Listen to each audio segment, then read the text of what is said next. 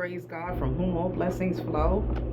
Good afternoon, everyone. Today is Thursday, May 28th, and I am back with another installment of Bad Girls of the Bible. I know it's been a long time, but I'm here. All right. And in today's installment, we're going to look at wonderful, I would say, a dynamic duo by the names of Ruth and her mother-in-law, Naomi. All right, so we're going to get right into it. This will be a two-part teaching session for the book of Ruth. Ruth has 4 chapters. All right, and so in first installment, this video, I'm going to go through chapters 1 and 2. And in the second video, I'm going to go ahead and finish up the book of Ruth, chapters 3 and 4. All right, so hopefully you've had time to go and grab your Bibles, because we're getting ready to get started, because we got much to work through, much to talk about that I believe the Lord has given me to share with you. All right, so I am going to be reading from both the King James and Amplified version, as is my custom, but mainly the Amplified, because of course I love how the Amplified gives a little more meat and potatoes to and more explanation, more depth to the text. All right, so without further ado, I'm going to read through as usual, and then we'll unpack it as we go. Okay? All right, so Ruth chapter 1. And I'm reading again from the Amplified version, and it reads as such. All right, so in the days when the judges governed Israel, there was a famine in the land of Canaan. And a certain man of Bethlehem in Judah went to live temporarily in the country of Moab with his wife and 2 sons. The man's name was Elimelech, and his wife's name was Naomi. And his 2 sons were named Mahlon and Chilion. They were Ephrathites from Bethlehem in Judah. So lineage, right? They're giving lineage, who they are, by way of relation to the 12 tribes, all right, of Israel. Okay? So they went to the country of Moab and stayed there. Now, this is important because Moab is what would be today considered by the Dead Sea, and it is a pagan land, a pagan nation. Okay, I'll unpack that more in a moment about Moab. Verse 3, then Elimelech, Naomi's husband, died, and she was left a widow with her 2 sons. The 2 sons, they took wives from the Moabite women. Okay, so these are Hebrew men choosing pagan wives. Okay. The name of the one was Orpah, and the name of the other was Ruth. They lived there about 10 years. So they've been in Moab about 10 years due to a famine in the land of Canaan. They moved to Moab. Okay. And then both Mahlon and Chilion also died. So the woman, Naomi, was left without her 2 sons and her husband. Now, this is very impactful because historically and culturally, the husband and then subsequently the sons served as support, provision, right?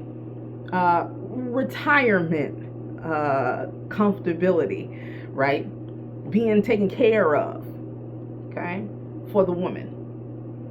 In this case, Naomi. Okay.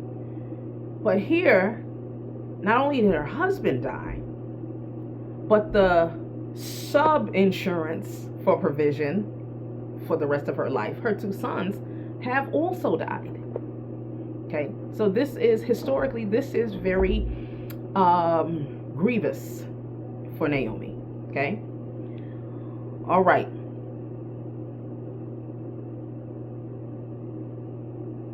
Verse 6. Then she set out with her daughters-in-law, because now it's her and the 2 daughters-in-law. Okay. Then she, Naomi, set out with her daughters-in-law to return from the country of Moab. They're going back to Bethlehem. For she had heard in Moab how the Lord had taken care of his people of Judah in giving them food. All right, so the famine is over. All right, so she's going back home. So she left the place where she was living in Moab, her 2 daughters-in-law with her, and they started on the way back to the land of Judah. But Naomi said to her 2 daughters-in-law, "Go back, each of you return to your mother's house. May the Lord show kindness to you as you have shown kindness to the dead and to me. May the Lord grant that you find rest, each one in the home of her husband." Then she kissed them goodbye, and they wept aloud. Okay, so Naomi is a seemingly wonderful mother-in-law. She is blessing her now technically former daughter-in-laws, right? Or what could continue to be her daughter-in-laws if she had additional sons for which to marry them off to in the family. And I'm going to talk more about that in a moment. Okay, because that was the Hebrew culture. If one, if a, let's say, a son married a wife, took a wife, and he died, if he had brothers, then the next in line was to take his brother's wife, marry her, and raise children unto, at least the firstborn, unto his brother that passed away, so that the inheritance will continue in Israel. Okay, so I'll get more into that in a moment. All right, but Naomi is blessing her daughters-in-law and sending them. She's saying, "Listen, go to your house, get you another husband." Right, because Naomi understands. Listen, that's what you. I mean, that's what you need to do. I mean, they have no children. Neither one. We read that neither one of the daughter-in-laws had children. So Naomi doesn't have any grandchildren either. Right, so this is a great loss for Naomi and her daughters-in-laws, but really for Naomi, because Naomi has lost the first level of provision, which is her husband, but she's also then now lost the second level of provision, her 2 sons. Okay, so she has blessed the daughter-in-law, told them, "Go home, go to your mama house, go back. I'm releasing you. Get you a husband. Go get you a new husband, honey, because you're gonna need some provision out here in these streets." Basically, is what she's saying. All right. Verse 10. These are the daughter-in-law speaking. "And they said to her, 'No, we will go with you to your people in Judah.' But Naomi," verse 11, said, 'Go back, my daughters. Why should you go with me? Do I still have sons in my womb that may become your husbands? Go back, my daughters, go. For she said, I'm too old to have a husband.'" Naomi said she done this thing, she ain't doing it no more. I could take that several ways. I could spin that several ways. Right? She's grieving, but she like, look, she old. She ain't about to start learning no new man and what he want and what he like. She like, look here, y'all go ahead, and y'all young enough, y'all young, get on out there. You going ahead and get you a husband, honey. So, cause that ain't what it's about to be over here for her. All right. She says, "If I said I have hope, and if I actually had a husband tonight and even gave birth to sons, would you two wait until they were grown? Would you go without marrying? No, my daughters. For it is much more difficult for me than for you." Right? And this is what Naomi is saying. She's like, look, she old. She gonna go ahead and go back to Judah and whatever, maybe she'll be a beggar, whatever, maybe. She said, but you 2 ladies are still young. Go ahead, you can still catch your man. Still catch you, get you a husband. Right? She's being gracious to them. Right? I want to pause here and say something to this mother-in-law, daughter-in-law relationship. Right? A lot of times in culture, we see, a lot of times, especially in America, right? The mother-in-law and daughter-in-law relationship can be contentious. We watched the movie Jumping the Broom the other day. Again, it's an old movie, but we see a lot of times the reason why sometimes the in-law relationship, as I like to say, when in-laws become outlaws, can become contentious, especially amongst mother-in-law and daughter-in-law. Because a lot of times, sometimes, especially mother-in-law, if maybe she has not had a good relationship with maybe the son's father, or if it's, she's married, but the husband is not emotionally meeting her needs, a lot of times it's not uncommon for then those kind of mothers to then make the sons kind of like a husband, take the emotional, it's really something called emotional incest, where they actually fill the emotional role of the husband, and they kind of make the son in a way, right, like the husband to them emotionally. And then when the man, he grows up and he's a man now, and he's now looking to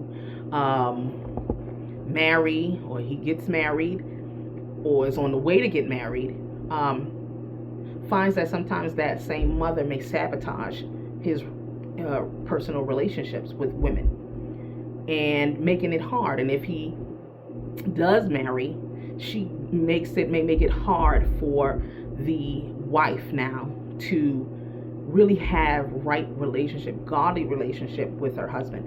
And I think part and parcel for this is God's admonishment and his command in Genesis chapter 2 verse 24. And he says there, right, therefore shall a man leave his father and his mother, and shall cleave unto his wife, and the two, hear that, right? God is very clear. And the two, and that's not mother, because God already told what need to happen with mother and father. Therefore shall a man leave his father and mother, and shall be joined or cleave unto his wife, and the husband and the wife, those two shall become one flesh. And when that is not respected, when people don't know their place, you hear, and I've heard many stories, the mother-in-law, stirs up drama, gets in the son's ear, well, your wife should be doing this and she shouldn't be doing that, and this, that, and the third. And then now it sullies the relationship between the husband and the wife. And, the wife may be wondering, like, well, where is this coming from? But it's coming from the mother. And that's not all, right? As we clearly see here, there are some great mother-in-laws, right? When they understand their place and they understand their role, right? You've raised him up to be a grown man. He's not a leave and cleave. He's now, you gave him the lesson, you help raise him, right? He should be ready to implement and begin with his own family, right? Because when he takes a wife, he's beginning his own family, right? And when people don't respect that, look for problems, right? You're not there to criticize the wife and what she should be doing, what she shouldn't be doing. You're not there to redecorate her house. You don't come to your son's house, mother-in-law's, and you don't do it. You want to dictate what? No, you don't. All right. So here we see in this text, we have Naomi seems like a really great mother-in-law. So much so that she even cares for her daughter-in-laws and admonishes them and encourages them as if she were their biological mother. Right? She doesn't say, y'all come along with me. Let's go suffer together. Let's go, because I don't know what's going to happen. I'm going to go over here back to Judah, but I don't know what's going to happen. And you girls still obligated to come with me. She doesn't do that. She doesn't do that. She doesn't do that. Okay?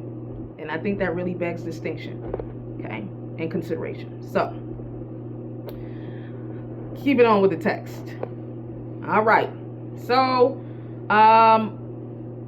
she says in verse 13, for it is much more difficult for me than for you. This is Naomi saying to her daughters-in-laws, because the Lord's hand has gone against me. Oh, look at that. The grief, the anguish. Okay. Verse 14, then they wept aloud again, and Orpah kissed her mother-in-law goodbye, but Ruth clung to her. Oh, yes. Oh, yes. Right? Naomi has been a good mother-in-law and is a good mother-in-law. So much so that Orpah's convinced, okay, you say that again, I'm going to go ahead then and take your advice and going back to her mother's house. But the Bible is clear. It says Ruth clung to Naomi, her mother-in-law. That says something. Okay? Verse 15. Then Naomi said, look, she's talking to Ruth, look, your sister-in-law is going back to her people and to her gods. Uh-oh. Okay? Turn back and follow your sister-in-law. But Ruth said, do not urge me to leave you or to turn back from following you. For where you go, I will go. And where you lodge, I will lodge. Your people will be my people. Here it is. And your God, my God. Ruth goes on to say in verse 17, where you die, I will die, and there I will be buried. May the Lord do the same to me as he has done to you, and more also, if anything but death separates me from you. What a love that is. Now, I don't think it was too wise. Really, she cursed herself to say that last portion, right? But what kind of love did she feel from her mother-in-law, Naomi, that she even makes this vow, this pledge to her, that, listen, nothing but death could keep her from her.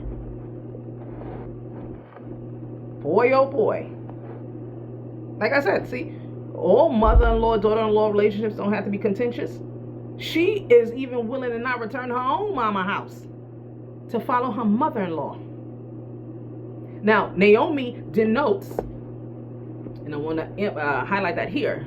Naomi tells the girls, daughter-in-laws, go to your mother's house and go serve your gods. But look at what Ruth knows, because Ruth, seemingly, she has grown up. She is a Moabitess, right?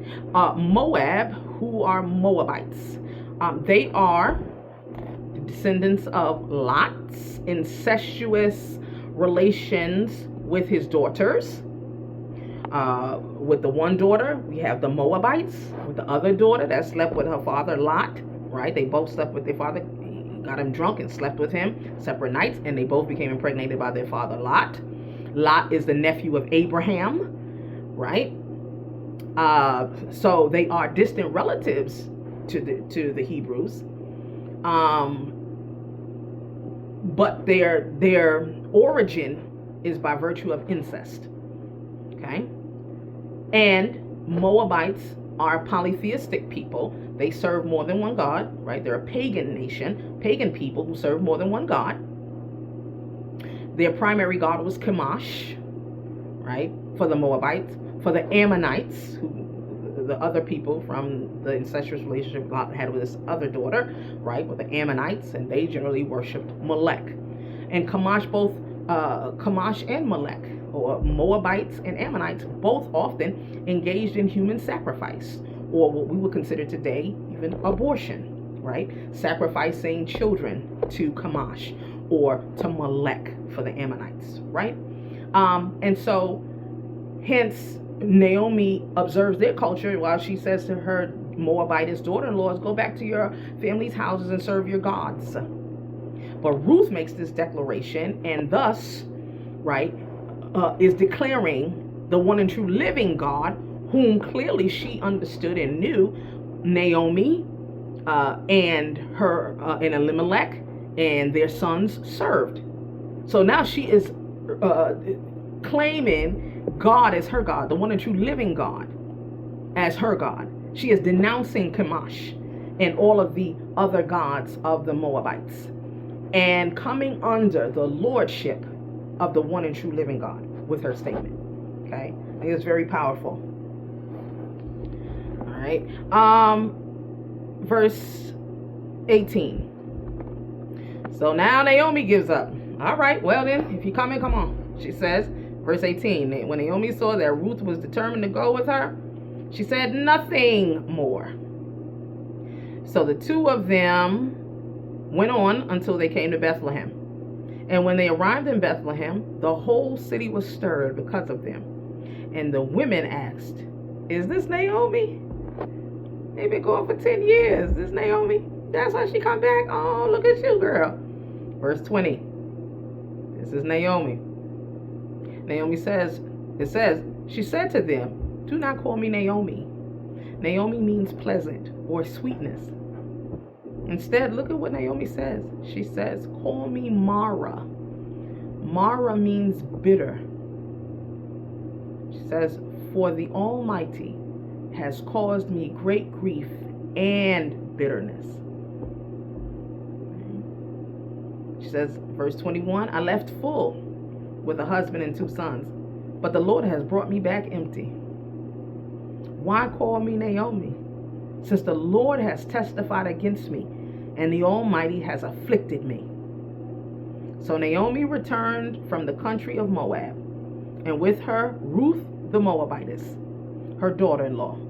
And they arrived in Bethlehem at the beginning of barley harvest. This also is pivotal.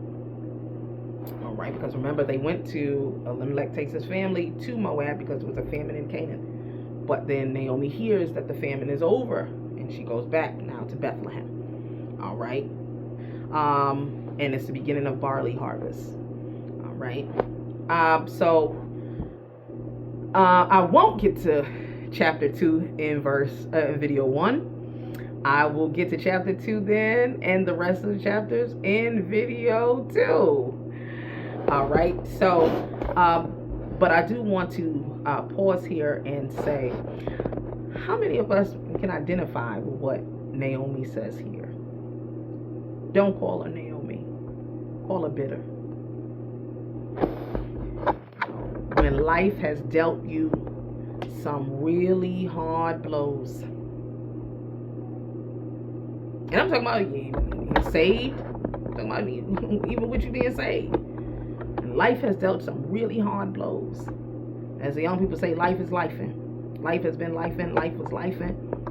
And maybe, you're grieving. Because as I talked about in one of my previous videos, toggle over my YouTube channel, you find that video on grief, forgiveness, and reconciliation.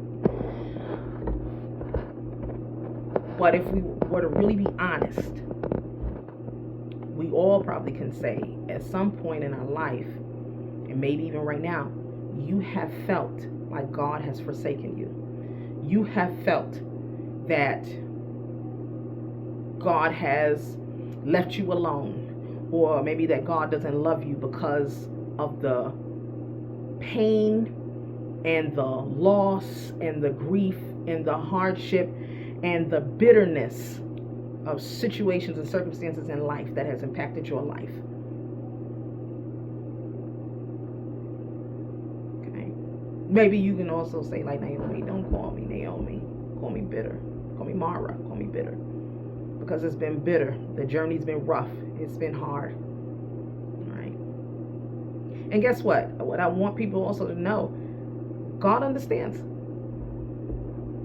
Jesus said, in this life, ye shall have tribulation. But he didn't stop there. He said, but be of good cheer. I have overcome the world. So, if that's where you are today, if maybe you are bitter, if you even remotely can be honest with yourself and say, you know what, I am bitter. I am angry. I feel angry because of what has happened in my life thus far. God can handle it. Lisa Noel Smith and the Brown Singers, right, one of my favorite gospel groups, has a song called Whatever It Is. And the chorus says, God can, he can handle it. Whatever it is, turn it over to him. And you may be even at the point where you don't even want to talk to God. Guess what? He can handle that too. Because a lot of times people think they're hiding something from God, but you're not. He knows what's in your heart. Even the things you hide away that you think you hiding, he knows that's there too. You think you covering it up, he knows it's there too. And guess what? He's not put off by it. It doesn't shock him. As a matter of fact, as Jesus admonished, come unto me, all ye that labor and are heavy laden, and I will give you rest. Right? Jesus also further promises for those who stay with him, I will never leave you nor forsake you. Man may leave you, but I will never leave you. All right? So I want to encourage you today, if maybe you are in a Naomi season right now, it's okay. Grieve, acknowledge your feelings, take them to the Lord, and allow him to heal you everywhere you hurt, because he can, but you have to let him. All right, so I'm going to pause here, get ready for video 2, and we'll pick up with chapter 2. All right, it's not going to be Naomi's unpleasant season forever. See you in video 2.